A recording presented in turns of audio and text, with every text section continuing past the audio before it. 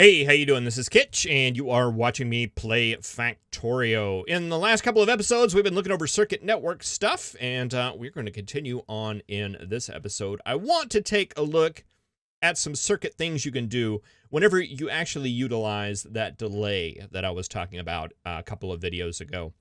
One of the most handy things you can do with that delay is make what is called a memory cell, basically something that remembers a value that you send to it. So if we take a look at this decider combinator here, I have it set up for each signal coming in. If it's greater than 0, just go ahead and output it as a value of 1.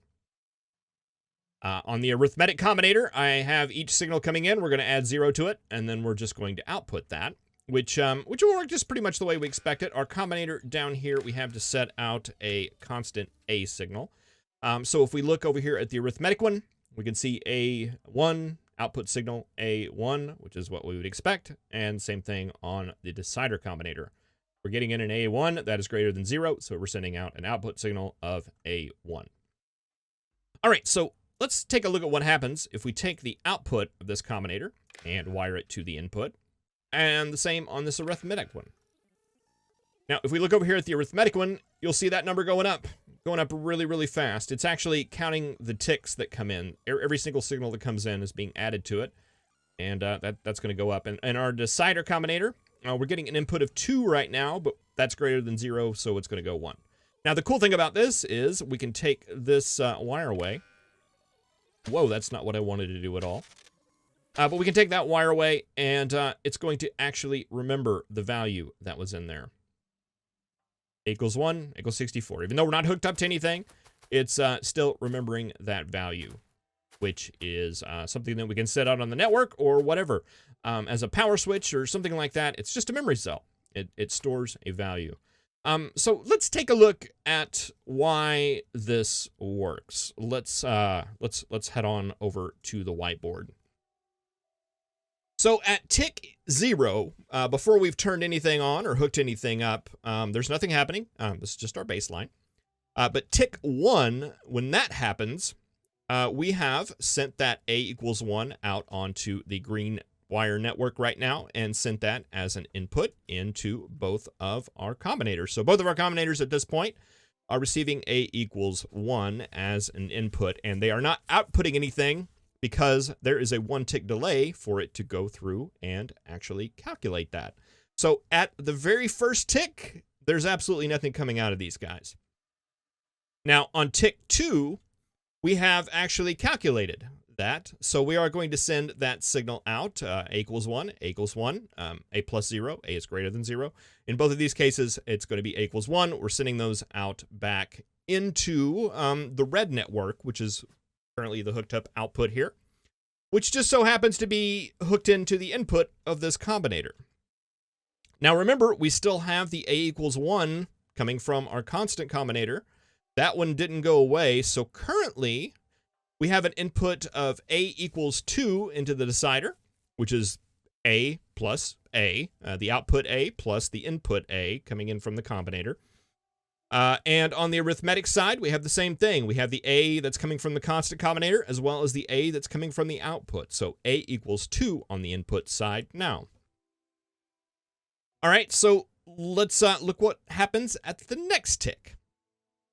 The output of the combinator on the arithmetic side is going to be A equals 2 now, since we've added, that was the input from the last one. That's going to loop around and be added to that additional A equals 1 coming in. So our input now on this tick is going to be A equals 3.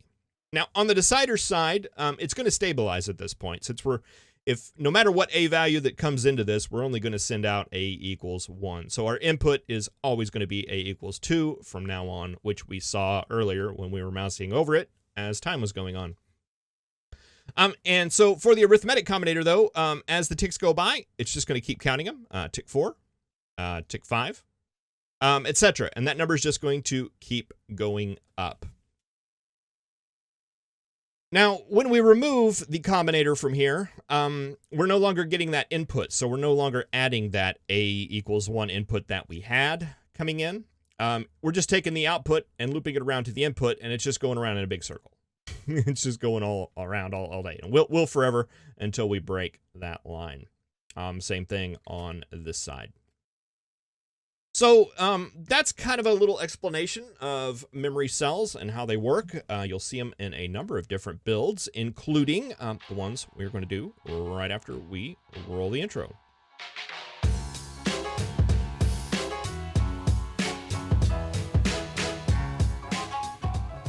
One of the circuits you can do where a memory cell is really, really nice is an SR latch. And I believe what I'm getting ready to do here is an SR latch. We will see. I'm not an electrical engineer.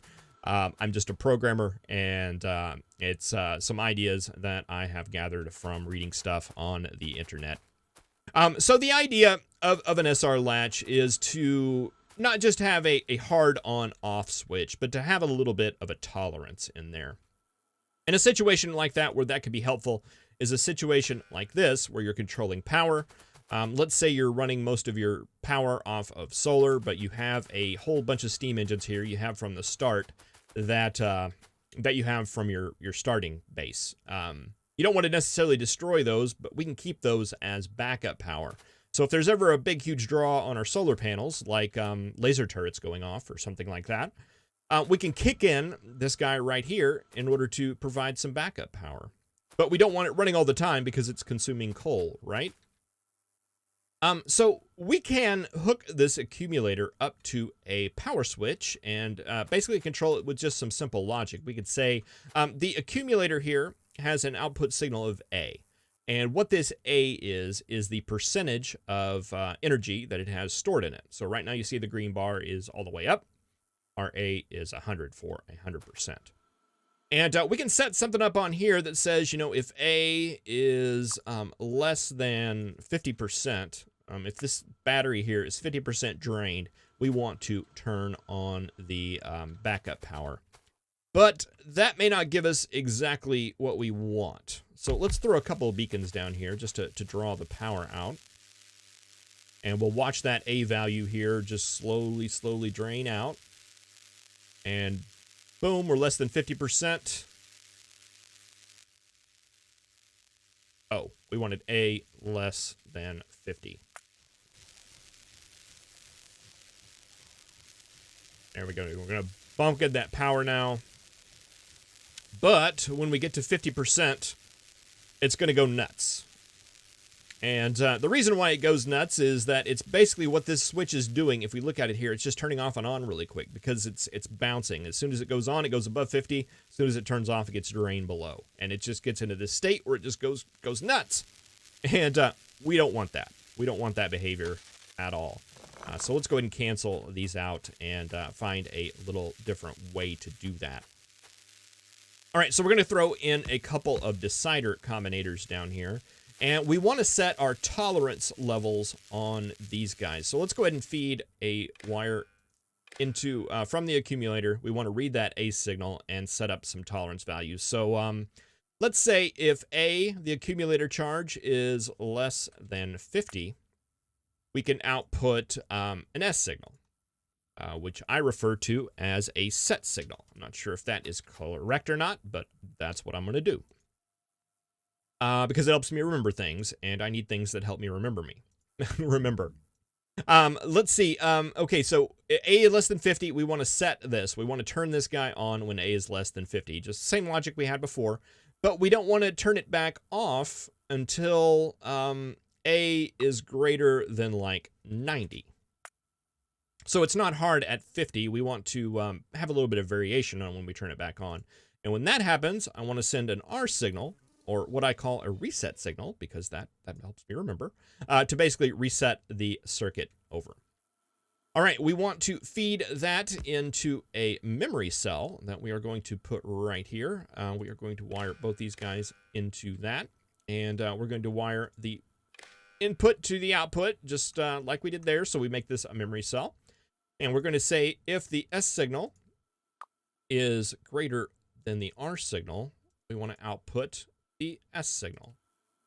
So if the S signal is coming in, we want to remember that signal. we want to S output that. And that's going to go into our loop and into our memory cell. And we're going to remember that for as long as we are getting a S signal greater than R, or basically anytime that anytime that we're not getting the R signal is when that's going to occur. So that should be just fine. And then we can go ahead and hook that up to here and say if S is greater than 0, if we're getting that signal, then go ahead and open that up. All right, so our S is set to go at -50. Let's go ahead and put our beacons down again. And we'll watch this guy drain, and we'll see what happens when we get a less than 50. All right, boom. Switched off because we are producing that S signal now. This guy is no longer producing the S signal, but this guy is remembering that signal because it's a memory cell. And we just hit that threshold right there where we got the reset.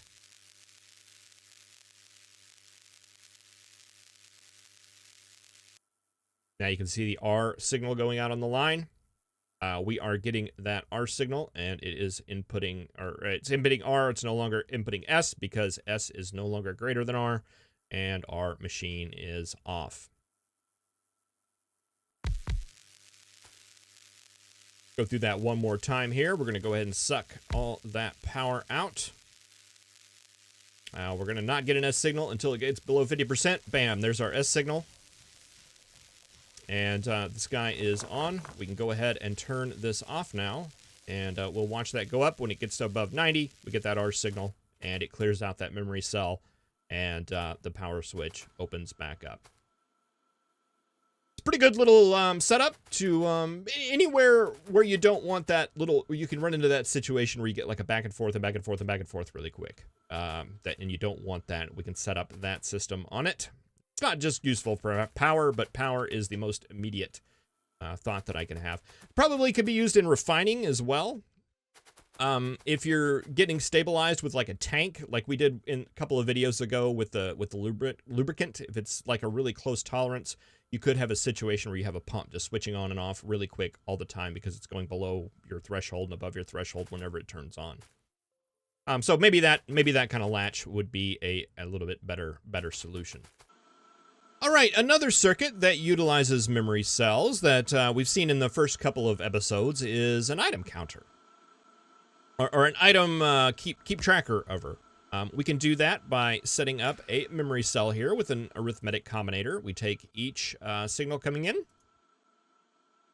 and add 0 to it and then output it. We want to, instead of feeding this from a constant combinator that's sending out a signal every tick, we want to feed it from this belt reader right here.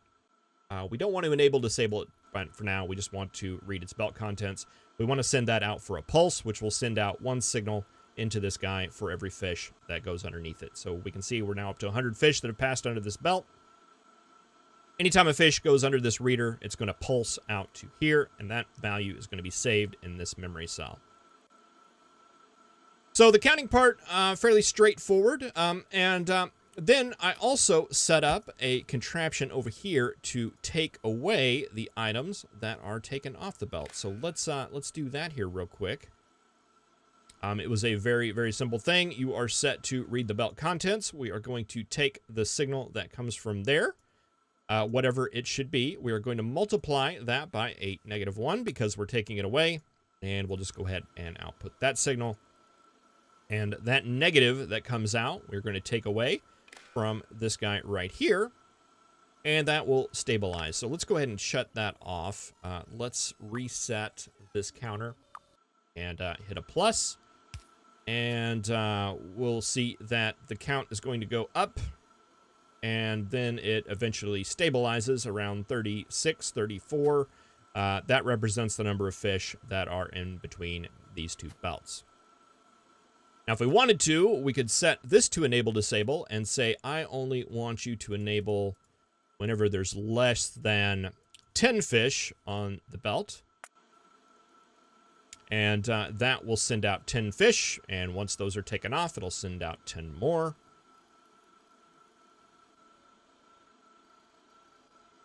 Send out 10 more, and it'll just keep doing that. This guy right here is keeping track of the number of fish that are on the belt, and it's reading that signal and enabling based off of that. Now, these two circuits right here are basically what the whole sushi belt thing that I set up is based on. Generally, this negator here, or the subtractor, is coming from the inserters that are out on the system and not a belt reader. But it really doesn't matter. It's all just signals, right? It's all just signals. Pretty straightforward. All right, and another circuit that I really like that I think is somewhat useful all the time is, let's see, I think it's called a edge detection, leading, lagging. Let's just kind of look at an example of something where that might be useful. We have a chest here that's got fish in it. It's being filled up and being emptied out by some loaders. I want to know whenever this chest gets over 50%, right? So there's one thing we can do. We already have a circuit that is kind of capable of doing that already. So let's go ahead and reuse our code whenever we can. This right here will calculate a percentage. So let's grab it.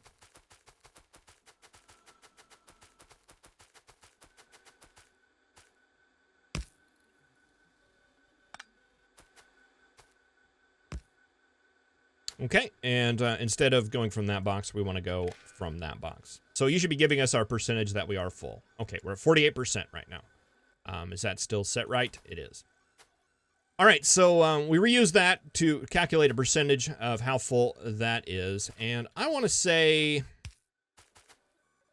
if if our percentage is greater than 50,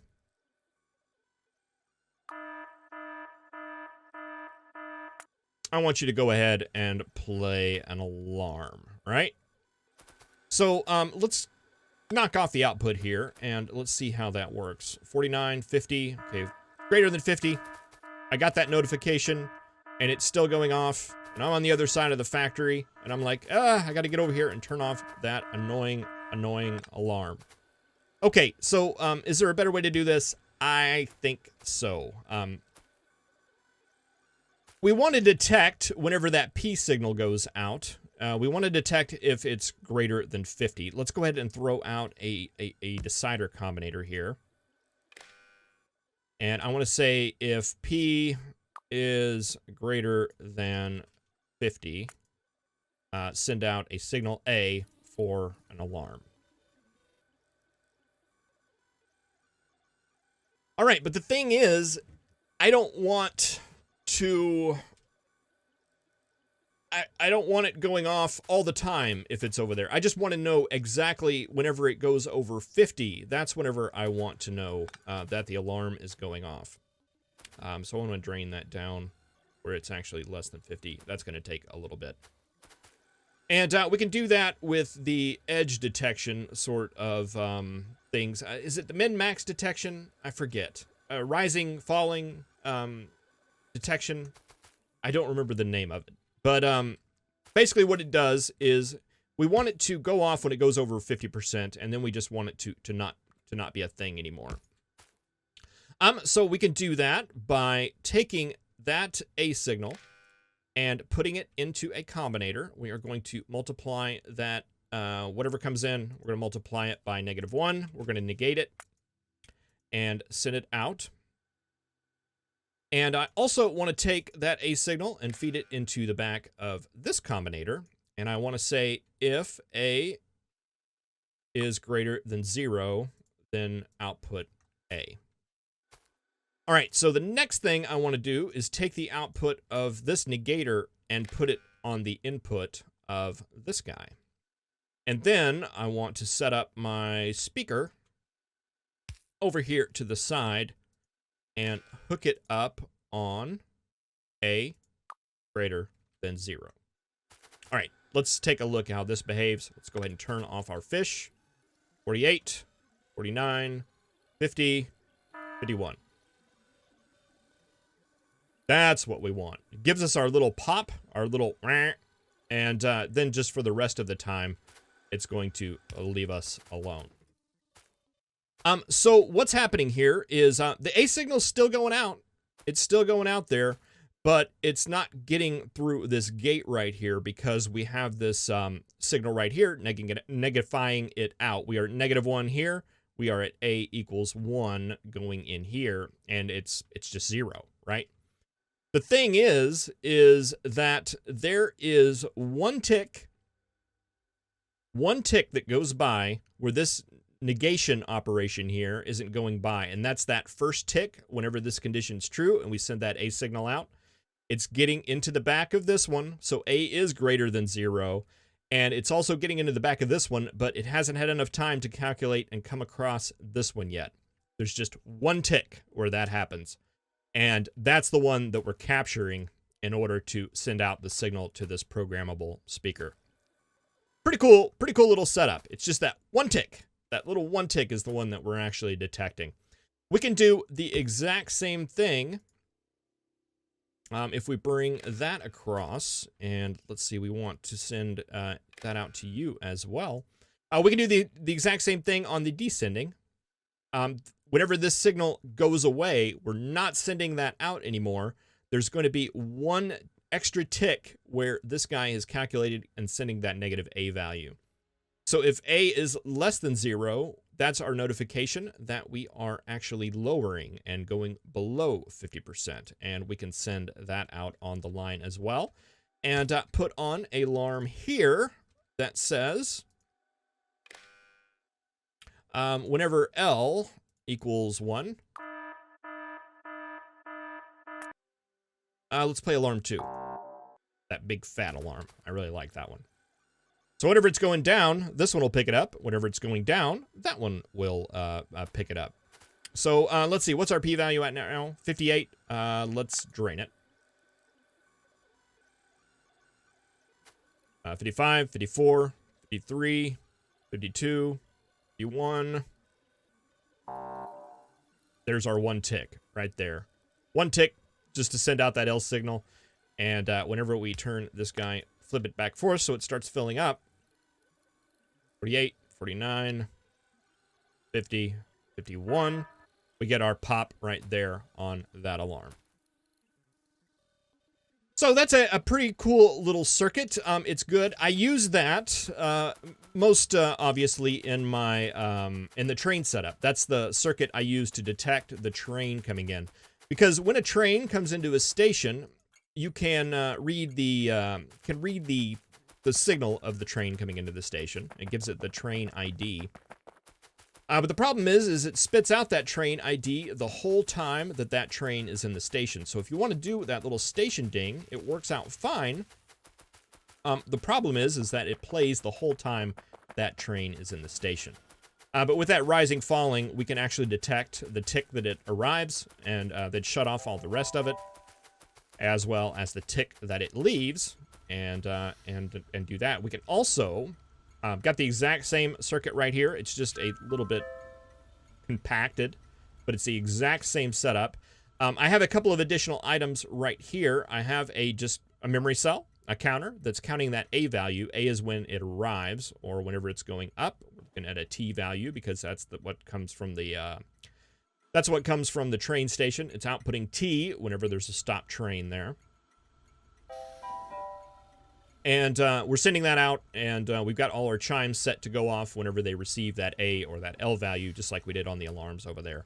And keeping track of that, and that counter is what's going out to our Nixie tube to count the number of trains that have arrived.